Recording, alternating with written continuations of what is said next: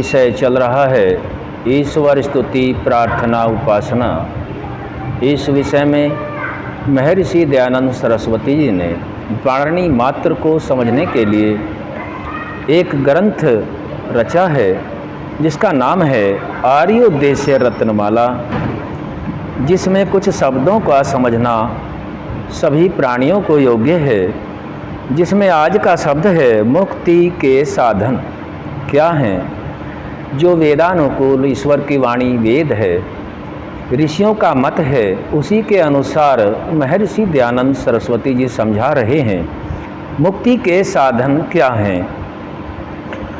वे कह रहे हैं कि ईश्वर की कृपा स्तुति जो हम अभी तक जान चुके हैं, उसी के जानकारी के अनुसार ईश्वर की कृपा के लिए स्तुति का करना, प्रार्थना करना और उपासना का करना तथा धर्म का आचरण, पुण्य कर्मों का करना, सत्संग, विश्वास, तीर्थ सेवन, सत्पुरुषों का संग, परोपकार आदि सब अच्छे कामों का करना और सब दुष्ट कर्मों से अलग रहना है, ये सब मुक्ति के साधन कहते हैं।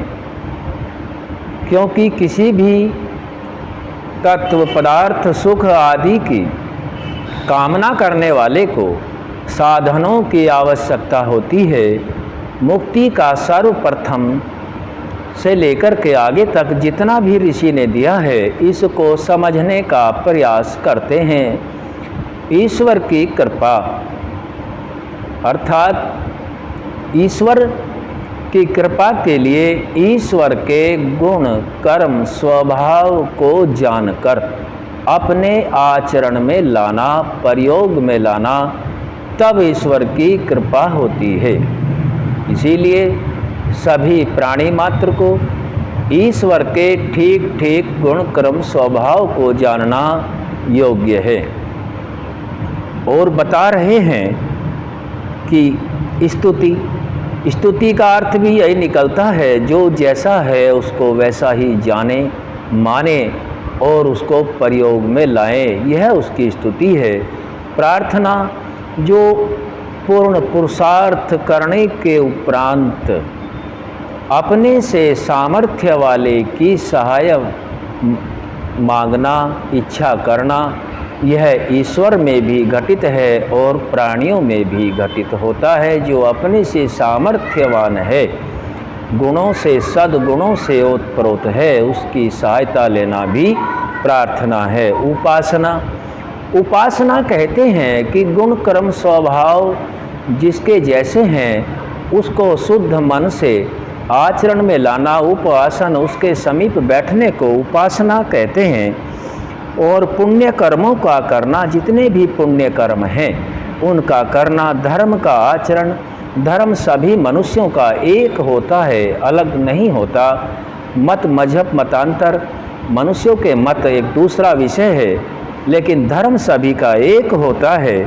सत्संग जो अच्छाइयाँ हैं उनके संग करना, महापुरुषों के द्वारा बताए गए कथनों को आचरण में लाना, विश्वास जो धर्मानुकूल कर्म है उन पर पूर्ण विश्वास करना, तीर्थ सेवन जो आत्मा की उन्नति के तत्व पदार्थ साधन ज्ञान है उन सभी को आचरण में लाना, यह तीर्थ है।